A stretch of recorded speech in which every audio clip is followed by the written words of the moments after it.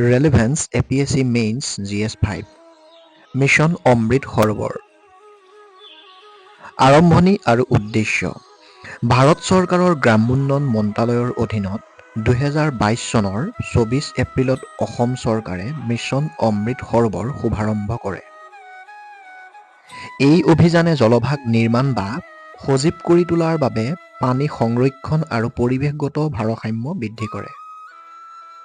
নিৰ্দিষ্টকৰণ প্ৰতিটো সৰোবৰ বা পুখুৰীৰ মাটিকালি ন্যূনতম 1 হেক্টৰ হ'ব। কামৰূপ মহানগৰ, ডিমা হাছাও, দক্ষিণ শালমাৰাৰ দৰে জিলাত ন্যূনতম ভূমি 0.4 হেক্টৰলৈ হ্ৰাস কৰা হৈছে। কৃতিত্ব, নিৰ্মাণ আৰু লক্ষ্য ৰাজ্যখনে 2625টা সৰোবৰ লক্ষ্য কৰি লৈছিল যদিও 2962টা সৰোবৰ নিৰ্মাণ কৰিছিল, যিটোৱে লক্ষ্যক 337টা অতিক্ৰম কৰিছিল। ৰূপায়ণ অংশীদাৰ ৰাজ্যৰ পঞ্চায়ত আৰু গ্ৰাম্য উন্নয়ন বিভাগৰ সহযোগত মীন বিভাগ আৰু মুখ্যমন্ত্ৰীৰ সমগ্ৰ গ্ৰাম্য উন্নয়ন যোজনাৰ সহযোগত এই আঁচনি ৰূপায়ণ কৰা হৈছে।